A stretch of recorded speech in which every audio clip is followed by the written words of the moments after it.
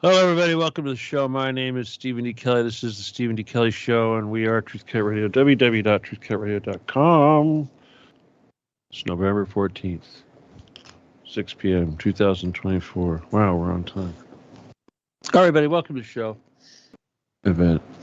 All right, anyway, tonight we're going to probably have a relatively short show, but we're going to do a review from the last show, and we're going to talk a little bit about current events, primarily what's going on with Trump and his picks. We'll start off with El Dorado County. Now, the last show, of course, had a significant response. I would say, person-wise, only slightly more than normal, but at least as far as the effect that it had, it definitely did have an effect. Some people were very, well, let's just say they approved, and some people did not approve. But either way, it did have an effect, and it did send out a shot, if you will, a warning shot, or an announcement, subtle as it may be, to the people involved. Now, as I said last week, this week there is some important developments that are going on in the case, the one particular case that I'm dealing with. And hopefully by tomorrow I will have some very positive news, or something not so positive. We'll see how that works out. But until then, let's just say that, as near as I can tell, the response of the enemy has been to buckle down and go forward. Now, as I anticipated, and as I suspect is going on, there is let's just say a pressure coming from the top, working downward. And at this point, it's hard to say whether or not this pressure is meant to slow things down, cause these people to back off, or if it's meant to make them work harder, push the issue, or both. It's hard to say. But we are waiting to see how some events go on tomorrow. Now, let me just say that if we've learned anything, we've learned that the people that we're targeting, the criminals that we're focusing on, are very well known to the public, at least not the public outside of this particular county, but let's just say that the district attorney, Vern Pearson, as well as the controller, Mr. Joe Harns, have not been without all sorts of controversy and fighting off recall and what have you. And a lot of times I suspect that the reason why these things don't go through is because people get scared and they accidentally forget to file paperwork on time and things like that. But either way, these are characters that have already been painted with this brush already. And what we're doing is nothing new, but hopefully what we are doing is something that's more effective. Now, I would like to continue with what I'm doing, which is basically gathering information. And apparently, there is a very, very long list of people who are victims of this government-sponsored crucifixion process. And I think that, if anything, the lesson here, once we see that this is a pretty standard procedure, probably not just in this county, but almost anywhere that there is a certain amount of power consolidated, what we're seeing is that these power structures use their power, use their authority, and use their public resources to target individuals or entities that are directly related to the operations of that government body. In other words, the county of El Dorado court system will prosecute individuals that it believes have harmed El Dorado court system financially or otherwise. And technically, when you look at it, it almost seems like a complete conflict of interest, because it's like there's no objectivity, there's no lack of bias. As far as the county is concerned, you did something to keep the county from getting its money, its shekels, and therefore the county will use the full resources of the public shekel treasury to go after you and punish you and collect as much as possible. The same can be said about the state. So it's becoming increasingly obvious when I look at this system that there is no overview, there is no fair arbitration, and the system in general is corrupt from the top down. And there really are no officers of any of these entities that are not corrupt without saying, just by, well, I like to think that there are conscientious people in every line of work, even in law enforcement and judicial and FBI, etc. I'd like to think that, I've met some of these people. I'm sure they had some things that they weren't proud of, but for the most part, a lot of these are good, conscientious people. But it's these guys in power that are controlling their actions that are a problem. But you can't solve it. You're never going to be able to go into their forum, their courts, and expect them to rule in your favor against themselves in any kind of procedure regarding something involving them. It's preposterous to think that this could even have anything close to a fair outcome. So what do we do? Well, we are actively going to try to start a public campaign, and of course we have to do it in such a way that normies, voters, people that own those $1 million homes in El Dorado County will participate and not think that this is some sort of half-cocked conspiracy theorist campaign. Very important. But at the same time, we have to do what we do best, and that is trash these people in social media, memes. So Vern Pearson, Mafia, slashed across his face, something like that, yes. Joe Harn, yes. Do we want to suggest that the county sheriff permits human trafficking to pass through their corridor on the 50? Yes.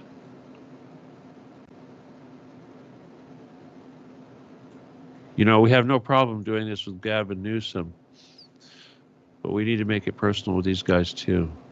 That's really all we can do. Now, obviously they're going to lash out, but again, this is why I'm hoping that you'll use the beauty of Twitter to get this stuff out there in a big way without painting one person in a bad light. We don't want, obviously, if they're going to attack somebody and take it out on somebody, they're going to do what they feel. And if it was up to me, I would put out to the universe that if they stopped what they were doing, I would certainly back off. But at this point, is it even possible to do that? No, I don't think so. Just like they won't back off.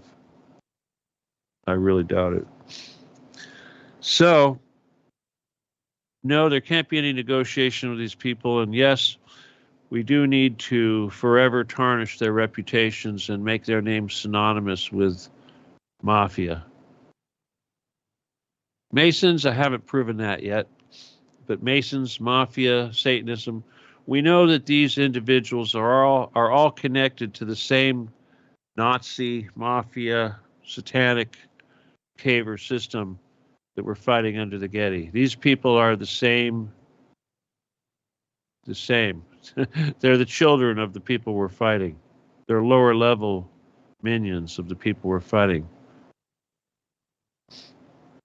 Tired of using metaphors. Anyway, people, so I don't want you to scare away any of the normie public that we need to attract in for this issue, but I need to use your expertise at trash meme making.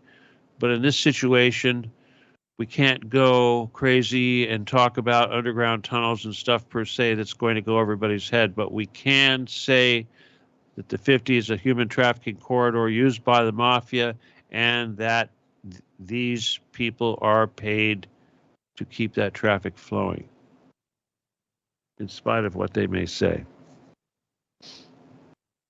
I want that out there. I don't want a lot of verbiage. I just want mafia stapled across the forehead of Vern. I need to get that out there far and wide. What else? Again, this is an issue that is still developing, and as far as the actual response of the enemy to all the effort that's been done so far, it remains to be seen what they will do. Of course, we're working with a reactionary group, and they will, if they even pay attention and see it, they will take a moment to respond after they get angry. So we're still waiting for that to happen. But in the meantime, I do need you guys to get to work. All right, what else? Well, I'm going to probably have to write a book about this stuff. Who knows, maybe a screenplay. Probably a book. Nobody does screenplays. Back to the Trump thing. You know, it's really difficult to get past the political polarity nonsense that is, of course, gripping the country, because Kamala's corpse hasn't even chilled yet, and the hatred is so strong for what could have been. But Trump's moving fast. And again, anything Trump does, of course, we would like to think is superior to what Kamala would have done. At least we don't have transgender military saving us from China, or money going to Ukraine bankrupt. I guess we think that's going to be over. But if we've seen anything at all about what's to be expected from the future, it's that Trump has pulled out all the stops as far as Zionism.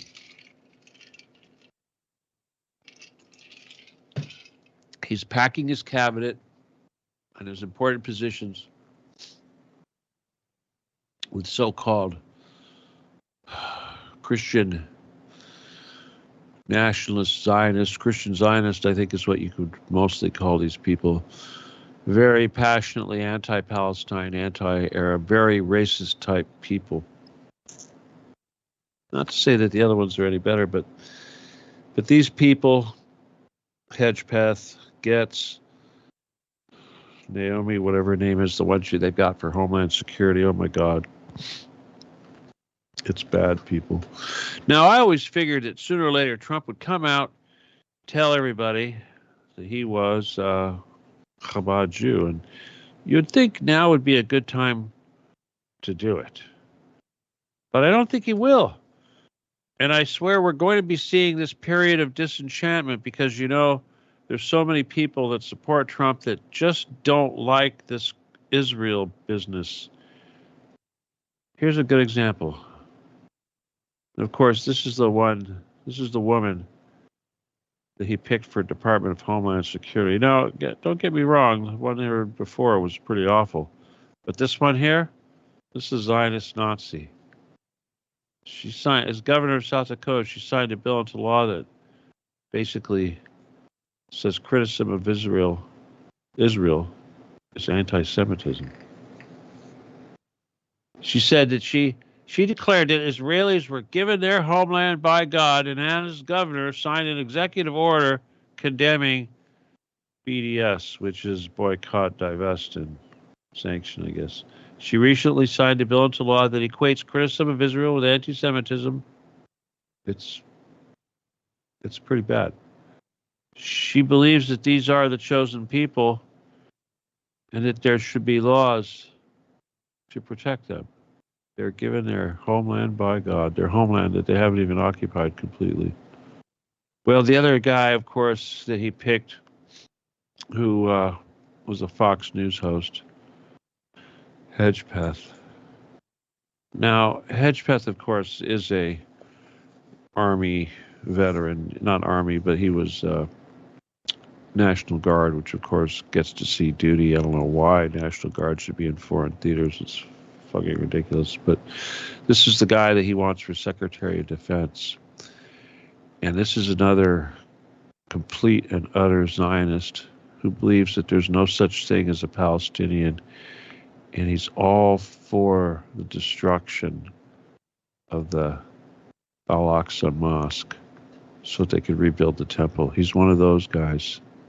He wants the temple rebuilt. He's a raging Zionist. You guys understand that Zionism and all that is Satanism, right? I mean, they're talking about Yahweh. This God they worship is not God the Creator. It's Satan. So all you Christian Zionists that like to say things like Yahweh and follow these, Satanists with their whole Chabad Satanism nonsense, you're Satanist. You're not a Christian. Okay? We'll call you a Christian Satanist. There's actually no such thing as a Christian Satanist. But that's what it is. These guys are not Christians, they're Satanists. Anyway, it goes on and on and on. And I got to tell you, he cheated us quite a bit, I would say, at least as far as those of you that care about Robert Kennedy and what he has to say.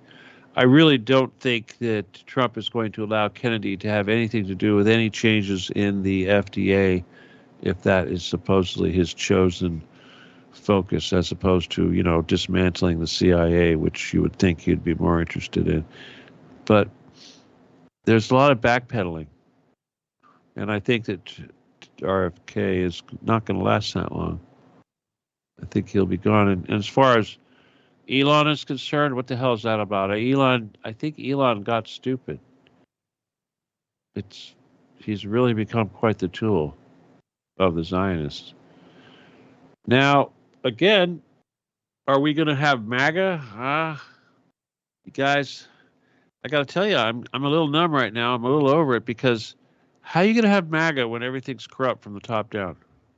I'm sure as hell glad we didn't get that Marxist bitch, that horrible Marxist bitch. I mean, low-brain Marxist bitch. But we got a pretty intelligent mafia boss instead, who happens to be a ridiculously hardcore Zionist.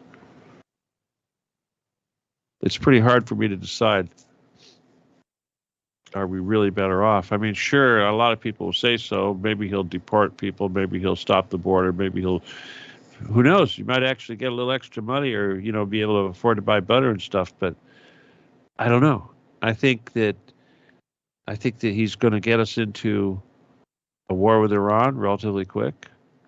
I think that as far as this concept goes right now, these people are still essentially neocons, only now they're, appear to be a little more conservative. That whole left-wing Jewish neocon thing kind of didn't really, it looked kind of weird. A conventional Republican neocon, now that makes more sense. I hear Mitch McConnell's protege is going to become head of the Senate. Wow, that sounds like a real step forward, doesn't it? Anyway, the bottom line, at least as far as our future is concerned, is that it doesn't matter who you elected. It's not going to make a damn bit of difference with this country. If anything, the best he could do is stop the hemorrhaging of our money, which would be kind of hard to believe that he could do, because he was so responsible for so much of it going into our multi-trillion-dollar debt the last time he was around. If he decides to beef up the military, well, that's probably what he's going to do. But again, doesn't matter how many times you say MAGA, you're not going to be able to get 100 years of stupidity bred out of enough Americans quick enough to get a bunch of engineers popping out all over the place, able to man those assembly lines in those defense factories. You guys, I hope you understand we don't stand a chance against Russia, Iran, or China. Right now, no, we don't stand a chance. Even if you factor in our Star Wars and everything else, we do not stand a chance, because they can outproduce us in every way. Russia produces more weapons right now than the entire output of Europe, all the NATO countries, and the United States combined. It's not even close. China, their output dwarfs Russia. Now you've got Iran. Now you've got North Korea. You see those North Korea self-propelled howitzers that are starting to show up in Russia now? They don't look like Russian howitzers. They've got really long guns. If there's one thing that North Korea has, it's a lot of conventional self-propelled howitzers. A lot of them and a lot of shells. It's not going to be very good. You know, this thing that's going on in Ukraine, you can only take so much territory moving so fast. And I heard that Russia had taken something like, 23 something kilometers in a week or something like that. They don't have much left. But you never know. They might turn those North Koreans loose on Kiev. We'll see. I don't think it's going to work out very good for Zelensky. He may run off and hide something, or he may get executed by the Nazis. Who knows? It probably will get ugly. They're going to probably try to bring Zelensky back, that last general that got sacked, that got turned in one of the many ambassadors to Britain.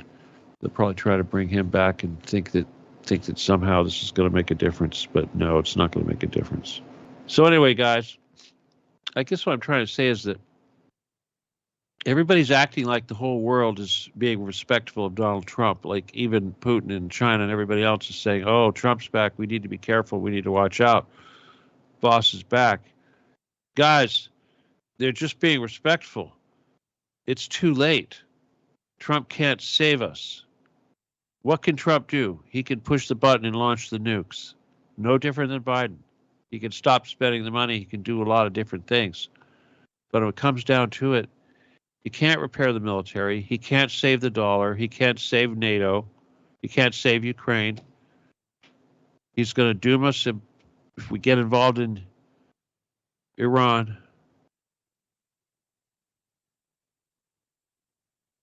And he's not going to help us with his relationship with Israel. It just remains to be seen how bad it's going to get.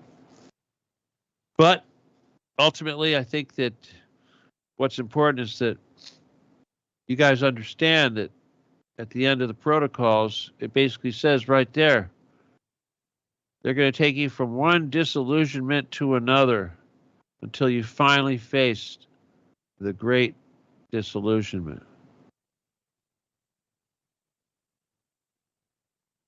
And I have a feeling we're getting really close to that because, you know, this political pendulum stuff,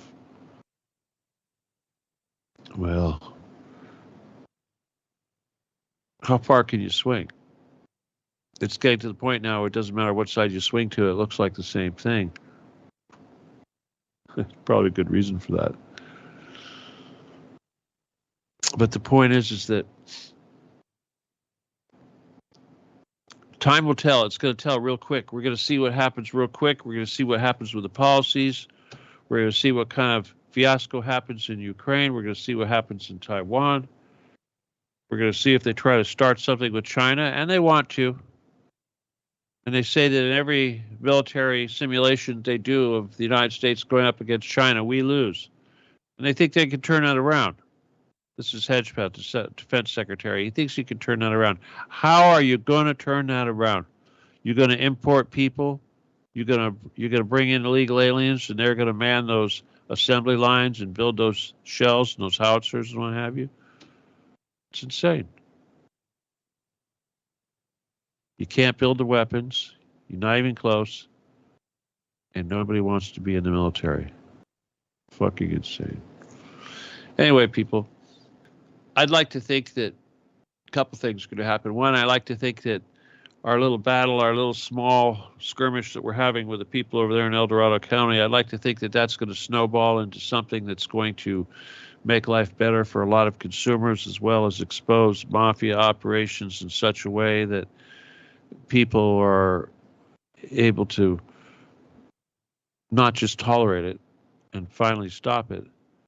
I also hope that ultimately the people that are in control right now, at least the people that are behind Donald Trump, I hope that they realize that I'm not going away. The Occupy the Getty message is not going away. There's no way they can peddle their way out of this.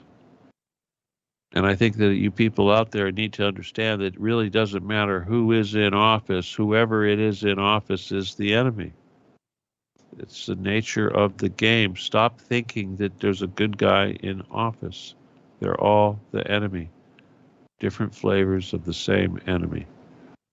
Unfortunately, you all participated and we all got excited when the witch was dead, but still, I think that the fastest way to where we need to go is through the most unpleasant path, which of course would have been Hillary or even Kamala. Only through chaos are we going to be able to see the trauma necessary for people to finally wake up.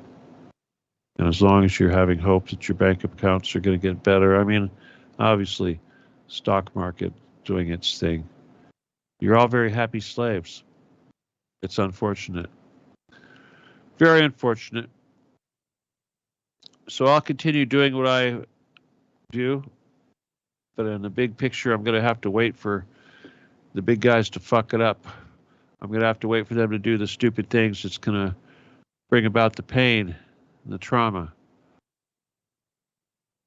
When aircraft carriers start getting sunk because some idiot thinks that we need to attack Iran, maybe you'll wake up.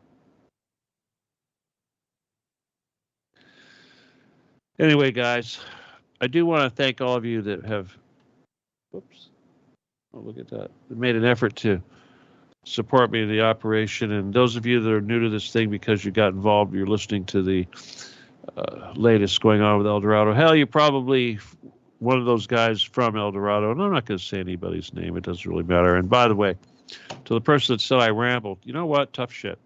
Sorry, I ramble. Okay, I get it. I'll call that old age.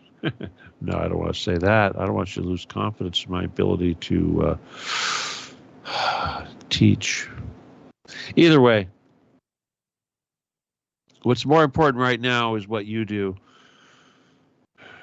And if I've said anything to inspire you or even slightly point you in the right direction, I hope that you'll have enough motivation and righteous indignity to do the right thing without me having to hold your hand the whole way.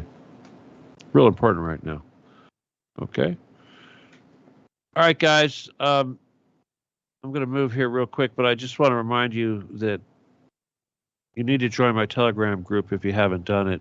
And a lot of people are emailing me from the various different shows I've been doing, like the Tinfoil Hat podcast, which is still, a lot of listeners are still writing to me and asking for a link to the Telegram group, which is Occupy the Getty / Stephen D. Kelly on Telegram. And the email, of course, is law17gun@aol.com. And I'll send you a link if you don't want to look it up. And I'll also send you a copy of my book, which I hope you guys will all read.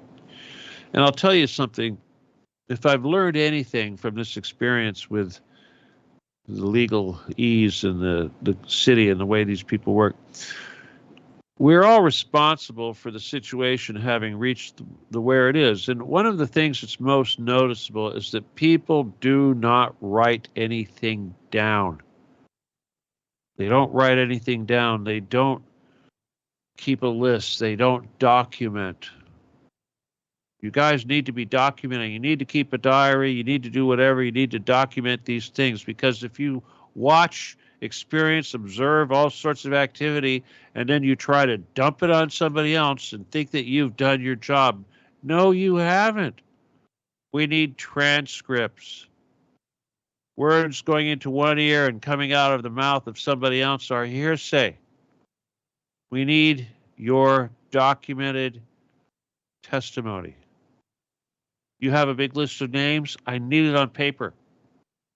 This is the list of names as provided me by so-and-so on such a date.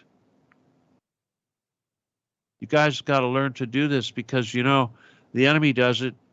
You go file a report, you go to the police station to complain about something, they're going to take a statement. They're going to copy and transcribe whatever it is as you describe it. Until you've done that, nothing can happen. We're not cavemen using oral tradition to pass our stories down. We need to record this stuff. If you don't like to write, let somebody record you with your voice, better still. But I'll tell you, it's a lot of information to wade through. I'm not an attorney. If I was, I'd be reading books all day and pouring through testimony, written testimony, transcribed testimony. So if you guys want to help me, I know you're not going to write a book, even though you should, but at least take notes, write bullet points, put it on a disc, put it on Word, send it to me. All right? Send it to me. Send me what you've got. All of you that are victims, you all have life stories. Write it down. It's a compilation of those stories that will do the work. But your voices, if it's not recorded and transcribed, are lost. So all you victims out there, if you're not recording your testimony of what happened, your experience is lost. Nobody benefits, nothing changes. So you're responsible for that. No matter how mundane or simple whatever it was that you're involved in is, again, it's a combination of all these things put together that will show us all what the truth is. So like with the Dorado thing, if all of you came together with your testimony and provided it to me in text, that we could sort out and put into a format that will word for word describe what's going on with victim testimony. Truth. Okay, guys? It can't be into my ear and out of my mouth. It has to be your words. It has to be recorded. Okay? That would help me out a whole lot. Anyway, if you guys want to help me out economically, I know. Look at that. It's almost Christmas. Yeah, I know. I lost the presidency. I lost. At least I don't owe $20 million like Kamala, right? I'm sure we have some expenses, but I haven't heard anything from my committee yet, so she'll tell me if we have outstanding expenses. Anyway, if you want to help me out economically, again, of course, you've got to use the PayPal, which is StephenKelly714@yahoo.com. And I apologize if I haven't been adding any videos to my Rumble as of late, except for the last couple of shows. It's just because I get lazy and I endeavor to try to do that. But I'll tell you, we are involved in some heavy stuff right now. And, you know, the mundane seems a little difficult sometimes, okay? Anyway. All right, like I said, I'm going to be keeping you all posted on the developments that are going on as we speak. And these are all big deals, big things. I mean, I was a little concerned about my own freedom there for a little bit. I mean, I'm never concerned, but I feel like if something was to happen to get me incarcerated, that it wouldn't be fair to any of you, first of all. That's how I feel. Anyway, but if that happens, I suppose I'll need that war chest, right? So if you want to contribute, again, PayPal, StephenKelly714@yahoo.com. Oh, yeah, you got to say friend or family or I will return it because, again, I'm not a business and I can't take money unless it's a donation. All right, guys, let's see what else. I know the energy is really tough out there. I know it's a crazy full moon. And I know a lot of you are struggling. You're looking for answers. You're looking for why you're here. You're feeling that your contribution is not good enough and somehow you're failing, but you're not.